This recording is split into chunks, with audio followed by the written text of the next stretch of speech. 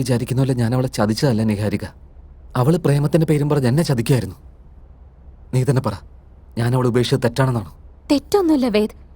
പക്ഷേ നീ അവളെ വിട്ടിട്ട് വന്നതിന് ശേഷം അവളെ എപ്പോഴെങ്കിലും നീ കാണാൻ ശ്രമിച്ചിട്ടുണ്ടോ? അവളെ കാണാൻ പോയിട്ട് അവളുടെ ഫോട്ടോസ് കാണുമ്പോഴത്തേന് എനിക്ക് അതുകൊണ്ട് എല്ലാ ഫോട്ടോസും ഞാൻ ഡിലീറ്റ് ചെയ്ത് കളഞ്ഞിരുന്നു. എൻ്റെ അച്ഛൻ ആവശ്യപ്പെട്ടതുകൊണ്ട് ഈ കല്യാണത്തിന് ഞാൻ സമ്മതിച്ചു തന്നെ. ആ ട്രോമയിൽ നിന്ന് എനിക്കൊന്ന് പുറത്തു വരണം തോന്നി, അതുകൊണ്ട് സമ്മതിച്ച. വേദ്, നീ എടുത്ത തീരുമാനം ശരിയാടാ. പക്ഷേ നീ വിട്ടുവന്നതിന് ശേഷം അവൾ എന്താ ചെയ്തെന്ന് വല്ല വിവരമുണ്ടോ? എന്നെ പറഞ്ഞ് പറ്റിച്ചവളെ പറ്റി ഞാൻ എന്താ അന്വേഷിക്കാനാ? അവളെ പറ്റി പറയുമ്പോഴത്തേന് എനിക്ക് ആകെ വട്ടുപിടിക്കുക. അവളിപ്പോ ഉള്ള സ്ഥലം അറിയോ നിനക്ക്? കറക്റ്റായിട്ട് അറിയില്ല നിഹാരിക. പക്ഷേ അവളെ ഡ്രോപ്പ് ചെയ്തിരുന്ന സ്ഥലത്ത് പോയി അന്വേഷിച്ചാൽ ചിലപ്പോൾ അറിയാൻ പറ്റും. ചിലപ്പോൾ അവിടെ ആർക്കും അറിയില്ലായിരിക്കും. അവളിപ്പോൾ ജീവനോടെ ഉണ്ടോ ഇല്ലയോ ഒന്നും എനിക്കറിയില്ല. ജീവനോടുണ്ടെങ്കിൽ പിന്നെ മറയത്ത് നിന്ന് എന്തിനാ ഈ നാടകമൊക്കെ കളിക്കുന്നേ? അവള് തീർച്ചയായും മരിച്ചു. അങ്ങനെ തോന്നുന്നില്ല നിഹാരിക. അവൾക്ക് വീണ്ടും എന്നെ വേണമെന്നുള്ള ചിന്ത കൊണ്ട് ഇതൊക്കെ ചെയ്യുന്നതെന്നാണ് എനിക്ക് തോന്നുന്നത്. പക്ഷെ അന്ന് ഗുരുജി നമ്മളോട് അവൾ മരിച്ചിട്ട് ആത്മാവായിട്ട് നിഹാരികയുടെ രൂപത്തിൽ വരുമെന്നല്ലേ പറഞ്ഞേ? അതാ എനിക്ക് മനസ്സിലാവാത്തത്. ഇതൊക്കെ എന്താ ഇങ്ങനെ സംഭവിക്കുന്നതെന്നൊന്നും. ഒരുപക്ഷെ ഗുരു പറഞ്ഞ പോലെ അവള് പെണ്ണാകാൻ ശ്രമിച്ചിരുന്നെങ്കിൽ? നീ എന്താ തമാശ പറയ? അവൾ എത്ര ശ്രമിച്ചാലും അവൾക്ക് പെണ്ണായി മാറാൻ പറ്റില്ല. അങ്ങനെ ചെറുതായി കാണല്ലേ വേദ്. പ്രണയം കൊണ്ട് എങ്ങനെ വേണമെങ്കിലും മാറാം. പെണ്ണല്ലാത്ത ആള് പെണ്ണാകാൻ ശ്രമിച്ചിട്ടുണ്ടെങ്കിൽ എന്തും ചെയ്യാൻ തയ്യാറാകില്ലെന്ന് എങ്ങനെ പറയാൻ പറ്റും? അത് തന്നെ എന്നെ കൺഫ്യൂസ്ഡ് ആക്കുന്നത്. നീ ഇതിനെക്കുറിച്ച് അധികം ഒന്നും ചിന്തിക്കേണ്ട വേദ്. ഞാൻ ഇതിനെക്കുറിച്ചൊക്കെ ഒന്ന് മനസ്സിലാക്കിയിട്ട് പറയാം. വേദ്, നീ ധൈര്യമായിട്ടിരിക്കെ. നിനക്ക് സപ്പോർട്ടായിട്ട് ഞാനുണ്ടടാ. ശരി, എനിക്ക് പോകാൻ സമയമായി. നിങ്ങളെ രണ്ടുപേരും ഞാൻ ഡ്രോപ്പ് ചെയ്ത് തരാം. വാ വാ.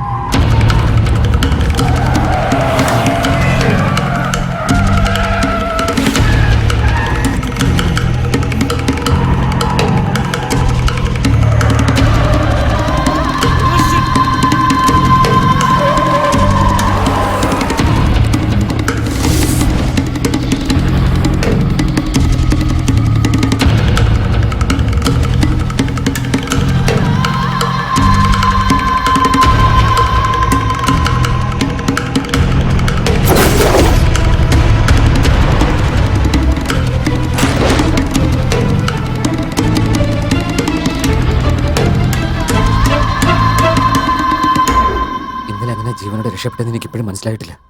അതേപ്പറ്റി ഓർക്കുമ്പോൾ തന്നെ കുളിരുകോരു. നീ പറയുന്നത് കേൾക്കുമ്പോൾ ആ ഊർമിള കരാളി രൂപത്തിലായെന്നാണ് എനിക്ക് തോന്നുന്നത്. ഇനി മുതൽ നമ്മൾ വളരെ ശ്രദ്ധിക്കണം. ഞാൻ കാരണം നിഹാരിക്ക് പാപത്തിലായാലോ എന്ന് ഓർക്കുമ്പോഴാണ് എനിക്ക് വിഷമം. അങ്ങനെയൊന്നും സംഭവിക്കില്ല. ആദ്യം ഇതിനൊരു പരിഹാരം കാണാൻ നോക്ക്. പക്ഷേ അവൾ ഉണ്ടോ ഇല്ലയെന്ന് പോലും നമുക്ക് അറിയില്ലല്ലോ. ഇതെങ്ങനെയാ കണ്ടുപിടിക്കുക?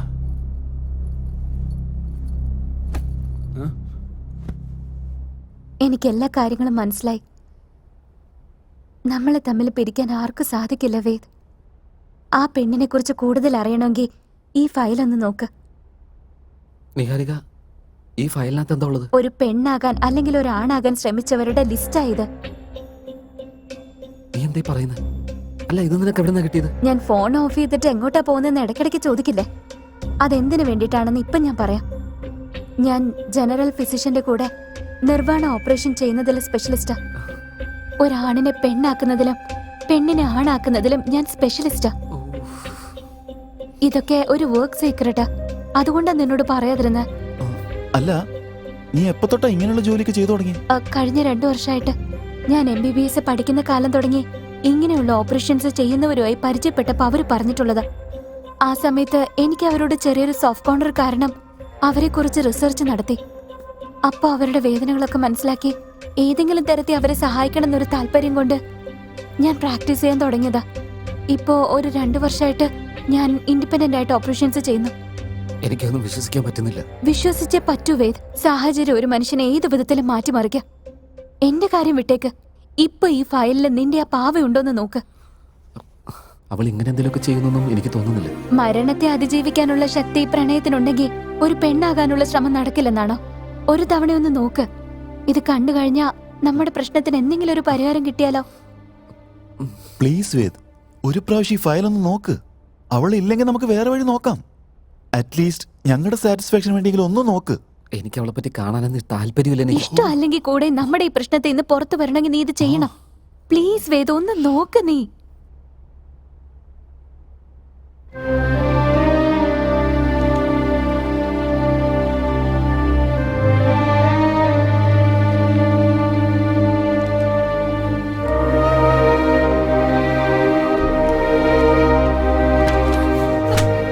എന്തു പറ്റി വേദ്? എന്നെക്കൂടെ പറ്റില്ല നേഹ. എനിക്കൊട്ട് സഹിക്കാൻ പറ്റുന്നില്ല. പ്ലീസ് വേദ്.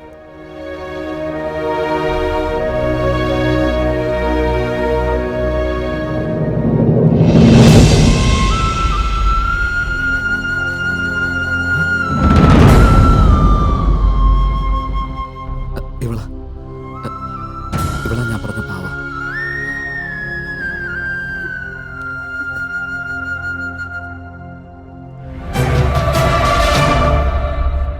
ഇവളോ? ഇവിടെ നിനക്കും അറിയോ? നന്നായിട്ടറിയാം. ഇവളെ മറക്കാൻ എന്നെ കൊണ്ട് പറ്റില്ല. ഡോക്ടർ, എനിക്കൊരു പെണ്ണായിട്ട് മാറണം. ഓപ്പറേഷൻ ചെയ്യാൻ പറ്റുമോ?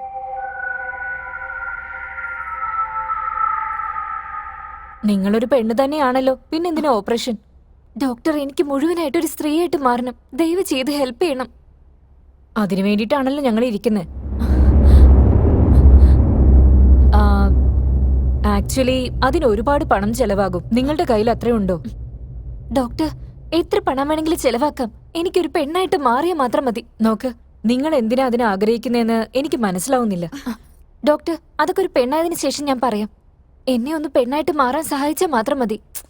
എന്തിനാ നിങ്ങൾ വെറുതെ ഇങ്ങനെ സഹായത്തെ പറ്റിയൊക്കെ പറയുന്നേ? നഴ്സ്, ഇവരെ ചെക്കപ്പിന് വേണ്ടി കൊണ്ടുപോകും. Okay doctor, please come.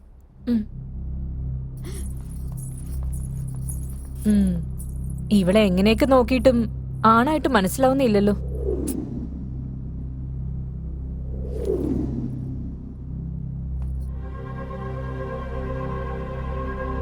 Sister, എന്തുപറ്റി? എന്തിനെങ്ങനെ ടെൻഷൻ അടിക്കുന്നത്? ഡോക്ടർ, ഈ റിപ്പോർട്ട് ഒന്ന് നോക്കിയേ. അവരുടെ അടുത്ത് 95% മെയിൽ ഹോർമോണാ ഉള്ളത്. അങ്ങനെ ഇരുന്നിട്ടും അവരെ കാണാൻ പെണ്ണിനെ പോലെ തന്നെ ഉണ്ട്. ഏത് വിധത്തിൽ നോക്കിയാലും ഒരു ആണിന്റെ ചായയില്ല. ഇത് ശരിക്കും പറഞ്ഞൊരു മിറാക്കിളാ.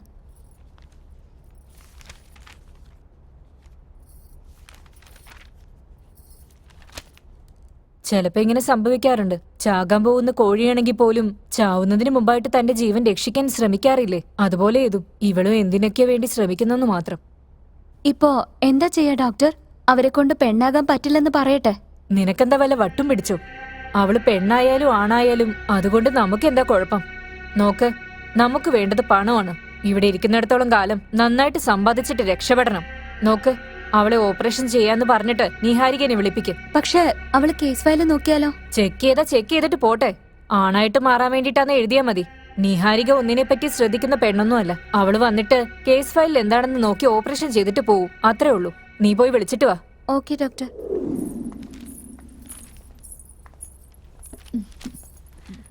ഡോക്ടർ, അടുത്ത ആഴ്ച നിങ്ങൾക്ക് ഓപ്പറേഷൻ ഫിക്സ് ചെയ്യും. എന്നുവെച്ചാ ഞാനൊരു പെണ്ണായിട്ട് മാറുമെന്നല്ലേ? അതെ, നിങ്ങളൊരു പെണ്ണായിട്ട് മാറും. പക്ഷെ അതിന് ഒരുപാട് പണം ചെലവാവും. ആ എമൗണ്ട് നിങ്ങൾ റെഡിയാക്കിയാൽ മാത്രമേ ഓപ്പറേഷൻ ചെയ്യാൻ പറ്റൂ. ഡോക്ടർ, ഞാൻ തരാം ഡോക്ടർ.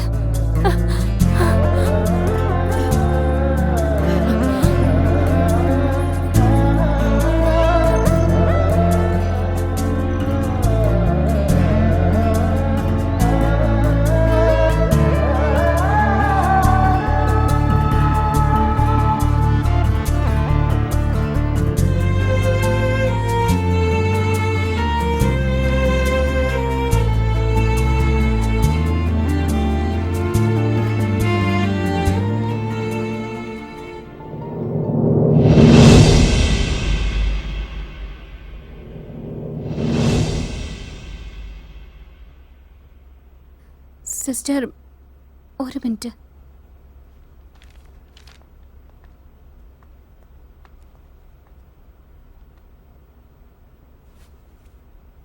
ഇത്രയും സൗന്ദര്യമുള്ള ഒരു ലേഡി എന്തിനാ ആണാവാൻ ആഗ്രഹിക്കുന്നത്?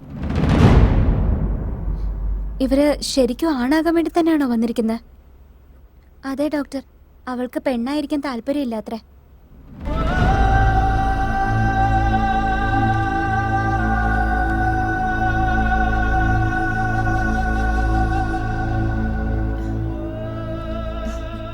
ഡോക്ടർ പേടിക്കണ്ട, എല്ലാം നിങ്ങൾ ആഗ്രഹിച്ച പോലെ തന്നെ നടക്കും.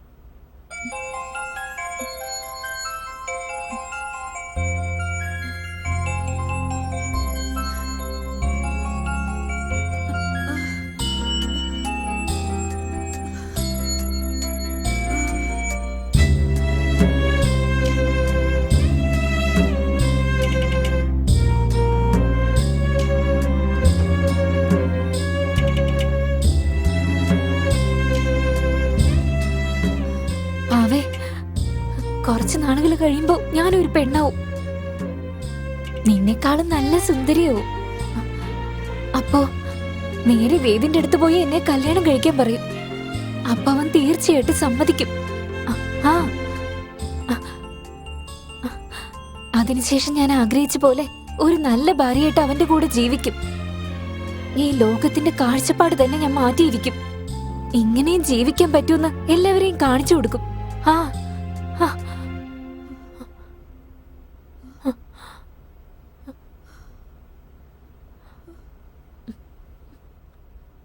പാവേ, എനിക്കൊരു കുഞ്ഞിനെ പ്രസവിക്കാൻ പറ്റില്ലെന്നാണ് പറയുന്നത്. സാരമില്ല, ഞാനൊരു കുട്ടിയായിട്ടിരിക്കും, അവനും എനിക്ക് കുട്ടിയാവും. ദേഷ്യത്തിലായിരിക്കും അവൻ അങ്ങനെയൊക്കെ പറഞ്ഞ്. പക്ഷേ അവൻ അങ്ങനത്തെ ആളൊന്നുമല്ല. അവനെപ്പറ്റി നന്നായിട്ട് എനിക്കറിയാം. ഞാനൊരു പെണ്ണല്ലെന്ന് കരുതിയിട്ട് അവൻ അങ്ങനെയൊക്കെ പറഞ്ഞിട്ട് പോയേ. ഞാൻ ആദ്യമേ ഇത് ചെയ്യേണ്ടതായിരുന്നു. അന്നേരം എനിക്കെന്താ ഇതിനെ പറ്റിയൊന്നും അറിയില്ലാതിരുന്നേ. പക്ഷെ ഞാനിപ്പോ ഒരു പെണ്ണായിട്ട് മാറി, ശരിക്കും ഒരു പെണ്ണായിട്ട് മാറി. ഞാൻ സന്തോഷായിട്ട് ഇരിക്കുന്നത് നീ നിന്റെ കണ്ണുകൊണ്ട് കാണും. എന്റെ പ്രണയം എനിക്ക് തിരിച്ചു കിട്ടും. എന്റെ സ്നേഹം എനിക്ക് തിരിച്ചു കിട്ടാൻ പോവാ. എന്റെ വേദന എനിക്ക് തിരിച്ചു കിട്ടും.